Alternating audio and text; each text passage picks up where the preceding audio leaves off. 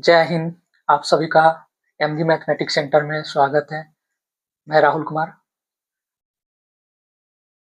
कल के क्लास में हम लोग ना संख्या के बारे में देखे थे। किस चीज के बारे में देखे थे? संख्या के बारे में।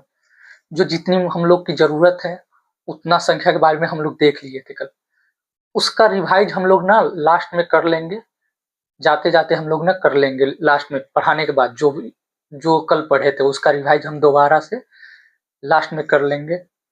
आज की क्लास में हम मेन चीज पर आते हैं। कौन सा? जो चैप्टर जिस आधार पर बनेगा उसके थ्योरम पर आते हैं। आज हम लोग देखेंगे पहला चैप्टर का जो थ्योरम है उसके बारे में हम लोग अच्छा तरीका से जानेंगे और आगे बढ़ेंगे, जिससे हमारी जो पहला चैप्टर है आसानी से बन सके और कहीं प्रॉब्लम ना हो। ठीक है, तो हम लोग आगे बढ़ते हैं आज की क्लास में और थ्योरम देखते हैं। बहुत आसानी तरीका से आपको समझाया जाएगा, आसान तरीका से समझाया जाएगा ताकि आपको कोई प्रॉब्लम ना हो उस चीज को, चैप्टर को बनाने में। चलिए हम लोग आगे बढ़ते हैं। चलिए आज देख लीजिए, बोर्ड पर दिया गया है उसके बारे में। देखिए क्या दिया गया है, यूक्लिड विभाजन के बारे में दिया गया है। इसके बारे में दिया गया है यूक्लिड विभाजन, जो यूनान के थे। कौन थे? इन्हीं के नाम पर ये थ्योरम बना है। इनके नाम पर जो ये अथी बना है ना, थ्योरम बना है ना, इन्हीं के नाम पर बना है, जिनका नाम यूक्लिड था। ठीक है, बहुत महान थे गणित के मामले में ये। इन्हीं के नाम पर यूक्लिड विभाजन बना है, जो एल्गोरिथम प्रमेय है वो बना है इन्हीं के नाम। चलिए इसके बारे में हम लोग जानते हैं। ये दो भागों में बांटा गया था। कौन कौन था? पहला था यूक्लिड विभाजन एल्गोरिथम। कौन था? यूक्लिड विभाजन एल्गोरिथम, जिसे इंग्लिश में वही बोलते हैं, यूक्लिड डिवीजन एल्गोरिथम ही बोलते हैं। क्योंकि ये तो नाम है, नाम को तो कोई डिफिनेशन नहीं हुआ ना, तो नाम को नाम की तरह ही लिखा गया। यूक्लिड साहब के नाम पर ही ये थ्योरम बना है। दूसरा था अंक गणित के आधारभूत प्रारंभ। क्या था? अंक गणित के आधारभूत प्रारंभ था, जो फंडामेंटल थ्योरम ऑफ अर्थमेटिक बोला जाता है। क्या बोला जाता है? अर्थमेटिक बोला जाता है। चलिए इनके बारे में, पहला नंबर के बारे में हम लोग जानते हैं कि क्या क्या कहे हैं इनके बारे में, इनको परिभाषित कैसे किए हैं। देखिए यूक्लिड विभाजन एल्गोरिथम इंग्लिश ऑलरेडी दिया गया है, आप लोग लिख सकते हैं, यहाँ हेडिंग में बगल में भी लिख सकते हैं। इन्होंने बोला था कि इसके बारे में बताया था कि यदि ए और बी दो धनात्मक पूर्णांक है। क्या है? पूर्णांक के बारे में तो ऑलरेडी आप लोग जानते हैं, जो माइनस इन्फिनिटिव से लेकर प्लस इन्फिनिटिव तक। तो यहाँ मान लिया गया है ए और बी, मान लिया ए बी के जगह पर कुछ भी रख सकते हैं आप। ये नहीं है कि सर आप नहीं पढ़ा है कि हाँ इसमें ए भी आता है पूर्णांक में। अरे बउआ, इसको मान लिया गया है। क्या किया गया? माना गया है कि ए और बी दो धनात्मक पूर्णांक है। धनात्मक पूर्णांक है तो धनात्मक पूर्णांक है तो ऑलरेडी बोल दिया है धनात्मक पूर्णांक में तो माइनस रखेंगे नहीं। ए और बी धनात्मक पूर्णांक है, इसके जगह पर हम कुछ कोई भी संख्या रखकर हल कर सकते हैं। तो दो ऐसे अद्वितीय पूर्णांक क्यू और कौन सा है? आर है, जो विद्यमान होता है। कहाँ होता है? विद्यमान है। नीचे देखिए, वही अर्थात में इसको बारे में बताया गया। अर्थात एक धनात्मक पूर्णांक ए है, दूसरा धनात्मक पूर्णांक कौन सा है? बी से विभाजित करने पर भागफल क्यू तथा शेषफल आर प्राप्त होता है। भागफल क्यू और क्या? शेषफल आर प्राप्त होता है। मान लीजिए किसी चीज को, मान लीजिए हम देते हैं 9 में भाग देते हैं, कितना से? 3 से देते हैं। 3 से भाग देंगे तो कितना मर्तबे में कटेगा? 3 3 का 9, तो ये 0 आ गया। अब कथी है? अगर मान लीजिए इसको ए को बी से हम भाग दिए हैं, मान लीजिए ए को बी से भाग दिए हैं, यहाँ देख लीजिए हम दर्शाते हैं। मान लीजिए ए को बी, सॉरी ये तो 12 नु है, सॉरी ये तो 12 नु है। तो एक में बी से हम भाग देंगे, क्या यहाँ हमको क्या प्राप्त हुआ है? आर प्राप्त हुआ है, यहाँ क्यू प्राप्त हुआ है। ये ना बोल रहा है जी, तो वही चीज बोल रहा है। जब हम एक पहला अति पूर्णांक है, दूसरा धनात्मक पूर्णांक बी है से विभाजित करने पर भागफल क्या प्राप्त हुआ है? क्यू, और आर शेषफल आर प्राप्त हुआ है। यहाँ तक समझ में आ गया कि एल्गोरिथम जो यूक्लिड विभाजन एल्गोरिथम है, यूक्लिड विभाजन एल्गोरिथम कहता है ए और बी दो धनात्मक पूर्णांक है, तो दो ऐसे अद्वितीय पूर्णांक Q और R विद्यमान है, अर्थात एक धनात्मक पूर्णांक से दूसरे धनात्मक पूर्णांक में हम क्या करते हैं, भाग देते हैं या विभाजित करते हैं, तो क्या होता है, Q भागफल प्राप्त होता है और शेषफल हमको R प्राप्त होता है। इसके बारे में तो जान गए हम लोग। अब आगे बढ़ते हैं, अब क्या इसका एग्जाम्पल के बारे में देख लेते हैं, ठीक है। इसको थोड़ा मिट कर लेते हैं तब समझ में आएगा।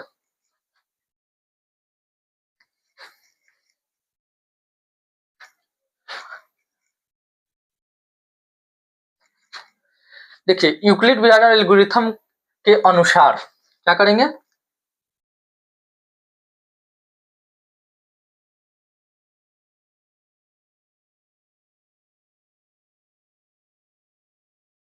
अनुसार क्या कहा गया, यूक्लिड विभाजन एल्गोरिथम के अनुसार क्या कहा गया कि कहा गया है कि ए बराबर बी क्यू प्लस आर, यही कहा गया है। देख लीजिए यही मेन फॉर्मूला है, जो विधि है ना यही मेन है, इसी पर पूरी हम लोग के जो अथी है ना क्वेश्चन सॉल्व होने वाली है, इसी थ्योरम पर।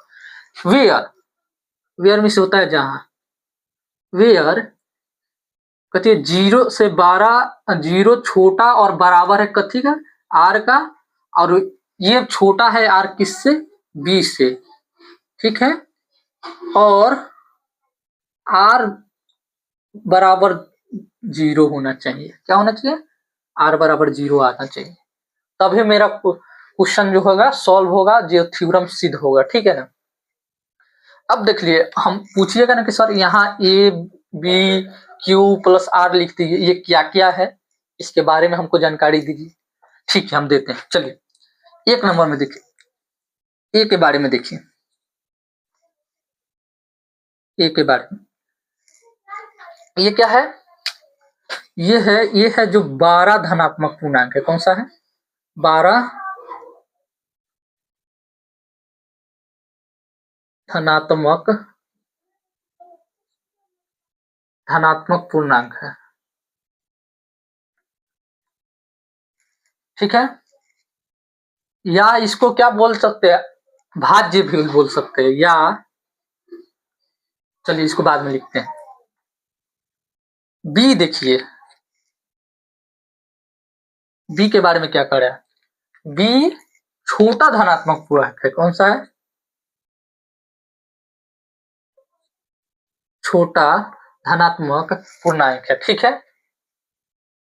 अब देखिए यहाँ क्या बोल रहा है, क्यू, ये तो भागफल है इसका, तो ये क्या है,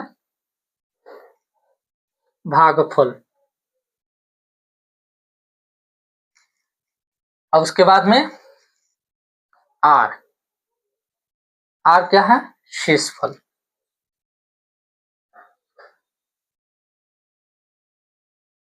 इसके बारे में ऑलरेडी आप लोग जानते होंगे, पीछे वाला क्लास में भी आप लोग पढ़े होंगे। इसको भाज्य भी बोला जा सकता है, क्या बोला जा सकता है, भाज्य, क्या बोला जा सकता है, भाज्य। इसको क्या बोला जाता है, भाजक, इसको भाजक भी बोला जाता है, क्या बोला जाता है, भाजक। तो क्या बोला जाता है, भाजक, नहीं भाज्य, भाजक, भागफल और शेषफल। इसका फॉर्मूला हम लोग लिख लेते हैं, इसके आधार पर हम लोग यहाँ फॉर्मूला लिख लेते हैं, किसके आधार पर, इसके आधार पर लिख लेते हैं। देखिए क्या कह रहा है, यहाँ देखिए, यहाँ क्या होगा, बताइए फॉर्मूला क्या होगा, ये बराबर हम क्या माने हैं जी, भाज्य माने हैं ना, भाज्य बराबर भाजक गुना भाजक गुना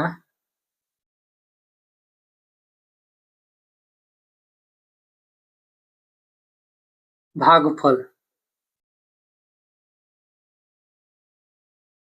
भाजक गुना भागफल प्लस शेषफल।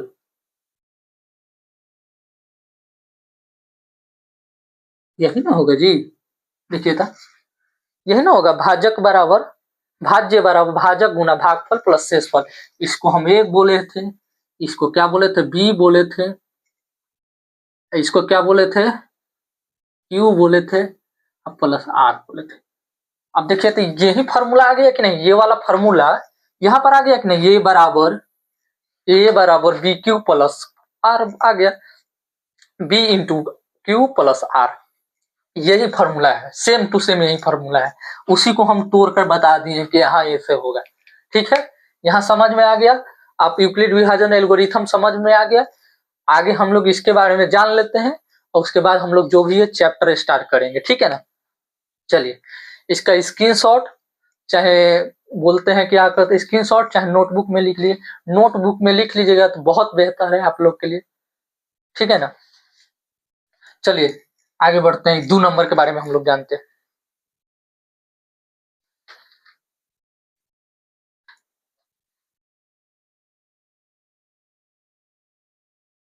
इसको साफ कर देना, ठीक है, देख लीजिए, अब 2 नंबर देख लीजिए।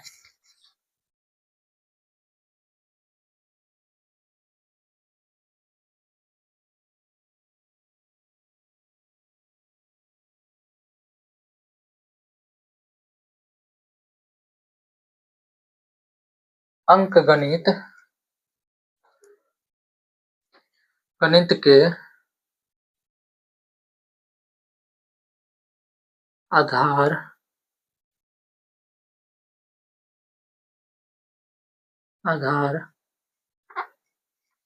भूत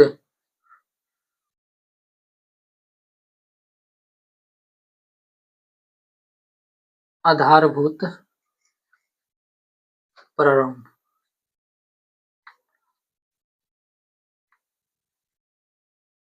आधारभूत प्रारंभ, यही ना जी। इसका इंग्लिश आप लोग लिख लीजिएगा।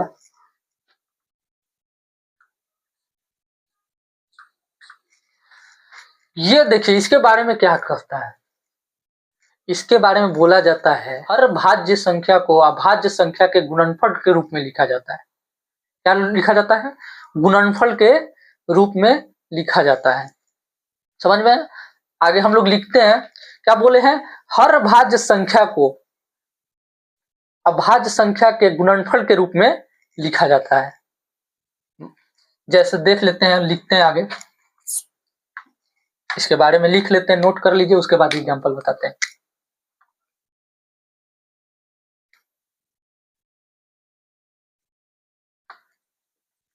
हर भाज्य संख्याओं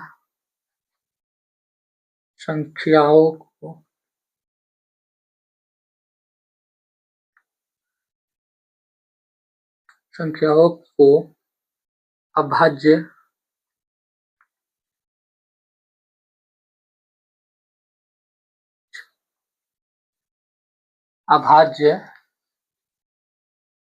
हर भाज्य संख्याओं को अभाज्य संख्या के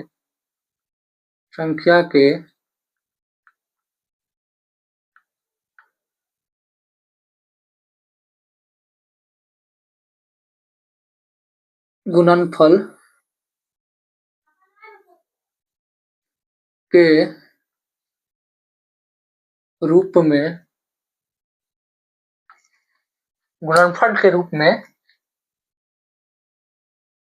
लिखा जा सकता है।